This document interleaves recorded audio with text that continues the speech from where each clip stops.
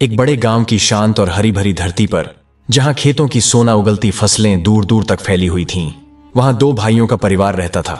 बड़ा भाई कमल, जो स्वभाव से थोड़ा कठोर और व्यावहारिक था, और छोटा भाई विमल, जो शांत, सरल और धार्मिक प्रवृत्ति का था। कमल की पत्नी उर्मिला थी, जिसका मन अहंकार और ईर्ष्या से भरा था, जबकि विमल की पत्नी सरला थी, जो सादगी, विनम्रता और अटूट आस्था की प्रतिमूर्ति थी। कमल और उर्मिला का घर 3 बेटों की किलकारियों से गूंजता था। उनका घर हमेशा बच्चों की हंसी और धमा चौकड़ी से गुलजार रहता था। उर्मिला को अपने बेटों पर बड़ा गर्व था, और यह गर्व अक्सर अहंकार में बदल जाता था। वहीं विमल और सरला का आंगन सूना था। शादी के 20 साल बाद भी उनके घर में कोई बच्चा नहीं हुआ था। यह बात उर्मिला के लिए सरला को ताना मारने का सबसे बड़ा हथियार बन गई थी। एक ऐसा हथियार जो हर दिन सरला के दिल को छलनी करता था। सरला का जीवन मानो हर सुबह एक नई चुनौती के साथ शुरू होता था। उर्मिला की बातों के तीखे तीर उसे हर पल सालते रहते थे। सरला, तुम घर के काम ही कर सकती हो, बच्चे पालना तुम्हारे बस की बात नहीं है, उर्मिला अक्सर कहती। यह पूजा पाठ करने से क्या होगा जब भगवान ने तुम्हें कुछ दिया ही नहीं। यह बात सुनते ही सरला की आंखों में आंसू आ जाते, लेकिन वह चुप रहती। उसका जवाब हमेशा उसकी आंखों की नमी और होठों पर दबी मुस्कान में होता था, जो उसकी सहनशीलता की निशानी थी। विमल भी इन सब बातों से आहत होता था, लेकिन वह जानता था कि सरला का सबसे बड़ा सहारा उसकी अटूट आस्था है। सरला और विमल खाटू श्याम बाबा के सच्चे भक्त थे। उनकी श्रद्धा इतनी गहरी थी कि हर एकादशी को वे नंगे पैर बाबा के दरबार तक जाते। कई किलोमीटर का सफर वे पैदल तय करते। हर कदम पर जय श्री श्याम का जाप करते। उनकी आंखों में एक ही प्रार्थना होती, बाबा उनकी सूनी गोद भर दें। उर्मिला को यह सब फिजूल खर्ची लगती थी। उसके लिए यह समय और पैसे की बर्बादी थी। इतनी दूर पैदल जाने से क्या होगा, घर में बैठो, कुछ काम धंधा करो, ये सब ढोंग है, वह अक्सर विमल और सरला को सुनाती। एक एकादशी की सुबह थी। सरला और विमल खाटू श्याम बाबा के दरबार जाने की तैयारी कर रहे थे। सरला ने अपनी पीली साड़ी निकाली और विमल ने धोती कुर्ता। तभी उर्मिला ने जोर से आवाज लगाई, अरे फिर चल दी बाबा के दरबार? कुछ काम धंधा भी कर लो, या बस हर एकादशी को गांव वालों को अपना दुखड़ा सुनाने निकल जाती हो? उसकी आवाज इतनी तेज थी कि आसपास से गुजरने वाले कुछ गांव वाले भी रुक कर सुनने लगे। उर्मिला को शायद यही चाहिए था, ताकि सरला और भी ज्यादा अपमानित महसूस करे। सरला ने अपनी आंखों में उभरते आंसुओं को रोका और नम्रता से कहा, दीदी, हम बाबा से अपनी मनौती मांगने जा रहे हैं। मनौती? उर्मिला हंसी, एक कड़वी और व्यंग्यात्मक हंसी। इन 20 सालों में अगर होनी होती तो हो जाती। अब कोई उम्मीद मत रखो और जाओ, खेतों में काम करो, यह सब पाखंड छोड़ो। उर्मिला के शब्द सरला के दिल में खंजर की तरह चुभ गए, लेकिन उसने फिर भी पलटकर जवाब नहीं दिया। उसका मौन उसकी आस्था से उपजा था। उर्मिला को सरला को दुख पहुंचाकर एक अजीब सा संतोष मिलता था। उसे लगता था कि यह उसका अधिकार है, क्योंकि उसके पास बच्चे थे और सरला के पास नहीं। दिन में ऐसे कई बार होता था जब उर्मिला सरला को नीचा दिखाती। उसने अपने बच्चों को भी सरला से दूर रहने को कहा था, ताकि सरला और भी अकेला महसूस करे। सरला, चाची के पास मत जाओ, वो मनहूस है, वह अक्सर अपने बेटों से कहती थी, जिससे सरला का दिल और टूट जाता। उसी दिन जब सरला और विमल घर से निकलने वाले थे, उर्मिला ने एक और शर्त रख दी। अगर तुम्हें जाना है तो एक शर्त पर जा सकते हो। ये पूरे 4 एकड़ सरसों की फसल काटकर तुम मंदिर जा सकते हो। उसने सोचा कि यह एक असंभव काम है और वे इसे कभी पूरा नहीं कर पाएंगे। सरला और विमल ने एक दूसरे को देखा। उनके चेहरे पर चिंता की लकीरें उभर आईं। ये तो असंभव है जी, विमल ने कहा। एक दिन में ये फसल काटना बड़ी मुश्किल है। कल एकादशी है और हमें बाबा के दरबार में कल ही पहुंचना है। फसल काटने के लिए तो हमें कम से कम 5 दिन चाहिए। ये काम आज होना बहुत मुश्किल है। लेकिन सरला की आंखों में एक अलग ही चमक थी। उसने विमल का हाथ पकड़ा और दृढ़ता से बोली, चलो जी, खेत में चलते हैं और अपना खाना भी लेकर चलते हैं। हम आज का दिन और रात को फसल काटने की कोशिश तो करते हैं। अगर फसल कटी तो, और अगर बाबा ने बुलाया तो चले जाएंगे। हम बाबा पर ही छोड़ते हैं। उसकी आवाज में अटूट विश्वास था। विमल ने उसकी आंखों में देखा और उसके मन में भी एक नई आशा जाग उठी। वे दोनों अपने औजार और खाने का टिफिन लेकर खेत की ओर चल दिए। सरसों की लहलहाती फसल देखकर उनका मन थोड़ा घबराया, लेकिन बाबा श्याम पर उनकी आस्था अडिग थी। खेत में पहुंचकर उन्होंने तुरंत फसल की कटाई शुरू कर दी। सूरज धीरे धीरे ढल रहा था और उनकी मेहनत पर पसीने की बूंदें मोतियों सी चमक रही थीं। तभी एक अद्भुत घटना घटी। एक औरत और एक आदमी, जो खाटू श्याम की पीली पोशाक में थे, उनके खेत के पास एक पेड़ की छांव में बैठ गए। वे दोनों थके हुए लग रहे थे, लेकिन उनके चेहरे पर एक अलौकिक शांति थी। वे सरला और विमल को फसल काटते हुए देखने लगे। कुछ देर बाद उस औरत ने मीठी आवाज में कहा, जय श्री श्याम बहन जी, थोड़ा पानी मिलेगा? सरला ने तुरंत काम रोका और मुस्कुराकर जवाब दिया, जय श्री श्याम बहन जी, जरूर मिलेगा। उसने अपनी मटकी से ठंडा पानी निकाला और उन्हें पिलाया। पानी पीकर दोनों के चेहरे पर संतोष की भावना तैर गई। फिर सरला ने उस औरत से पूछा, कहां जा रही हो बहन? वह औरत बोली, हम खाटू श्याम जी के दर्शन करने जा रहे हैं। यह सुनकर सरला की आंखों में एक क्षण के लिए उदासी छा गई। तुम बहुत खुशकिस्मत हो जो बाबा के दरबार जा रही हो। बाबा से हमारी भी दुआ मांगना। उस औरत ने सरला की उदासी को भांप लिया। बहन, तुम ही चलो हमारे साथ, बाबा से खुद ही आशीर्वाद लेना। सरला ने एक गहरी सांस ली और उसे सारी बात बताई कि कैसे उर्मिला ने यह शर्त रखी है कि जब तक यह पूरी फसल नहीं कटेगी तब तक वे मंदिर नहीं जा सकते। यह सुनकर वह औरत और आदमी मुस्कुराए। उनकी मुस्कान में कुछ ऐसा था जो सरला को अजीब सा सुकून दे रहा था। औरत बोली, ऐसी बात है तो चलो हम मिलकर आपकी फसल काटते हैं, पर फिर मिलकर खाटू श्याम चलते हैं।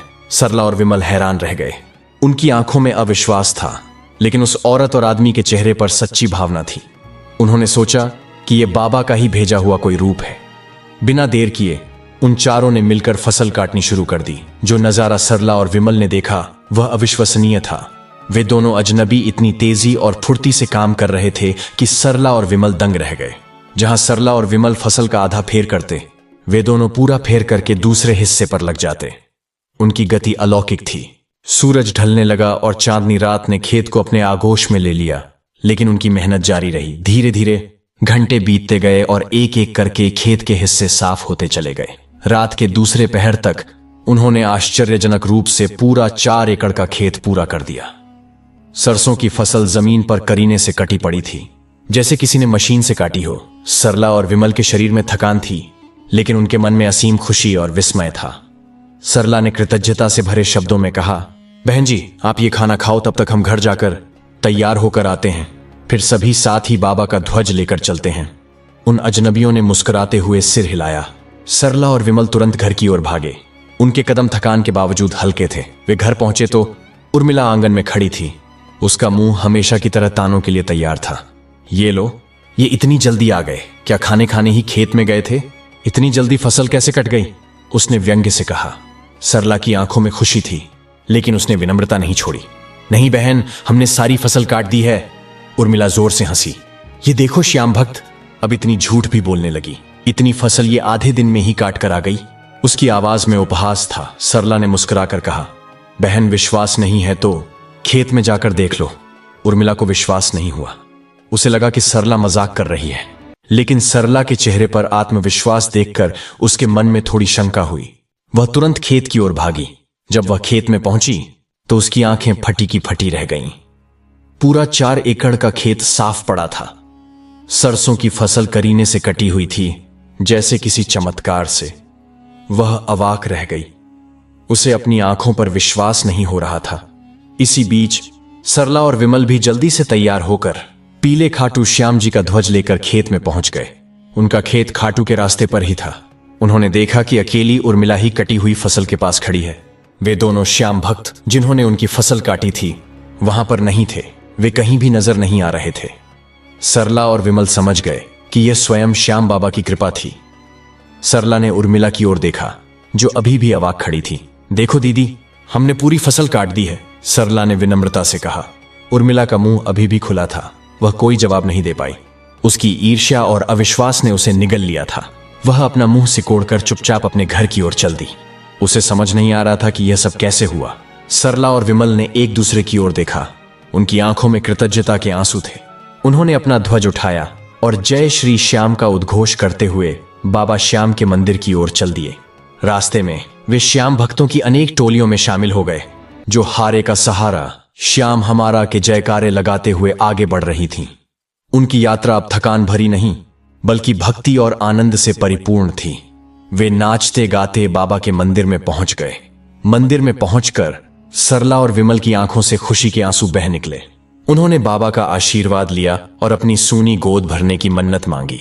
बाबा के दरबार में उन्हें जो शांति और सुकून मिला, वह शब्दों में बयां करना मुश्किल था। वे जानते थे कि उनकी आस्था रंग लाएगी।